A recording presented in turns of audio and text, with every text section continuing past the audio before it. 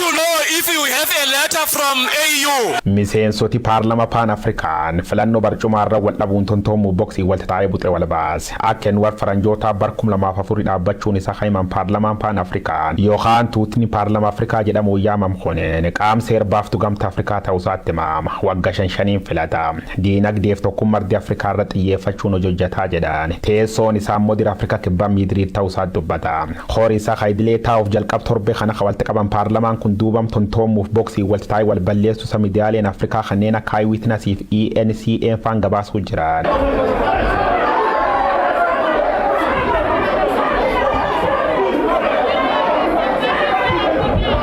waldhabde paarlamaa harkina maaleen irra walga jedhan kanaaf sababi falmi marsango miseensota hogganu khayro yeroo walti kennan ka jedhe gabaasi midiyaale kanneeni bakka bu'aan biyyilit afrikaa senegaal miseens paarlama afrikaa kibbaatiif bakka bu'aa paartii biibulchuu the african national congress irra peemi maadojiinaa itti huruuphachuun koolaan dha'u viidiyoon agarsiif.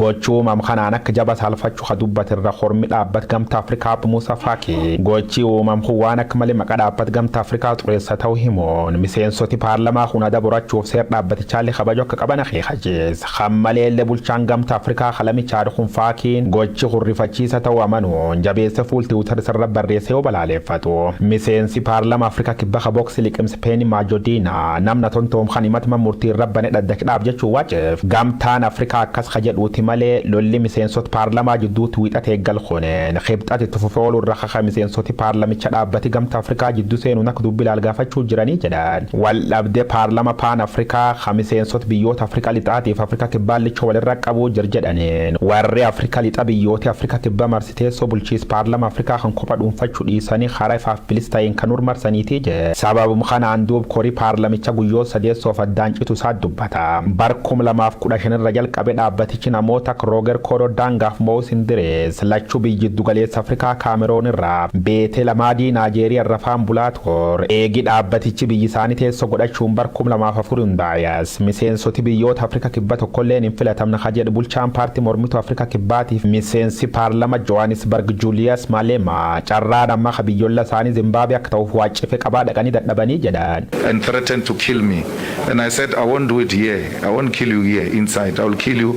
outside. So stop threatening to kill me inside parliament. Dureen paartii mormituu Afrikaa kibbaa EFF jechuun Economic Freedom Fighters Julius Selo Malema yeroo baay'ee yaa'ii paarlama Afrikaa kibbaa jeeqoon pireezidaantii biyyattii duraanii Jaaqoob Zuumaa dabalatina medduu harkaan dhaanu isaatiin beekam. Gareen isa jechuun Economic Freedom Fighters paarlama Afrikaa kibbaa keessa yoo laalan qeencaan muraas immoo paarlamaan Afrikaa kibbaa osoo isaan kee jiraachuu baatanii paarlama Itoophiyaa faan garagarummaan qabu jedhan.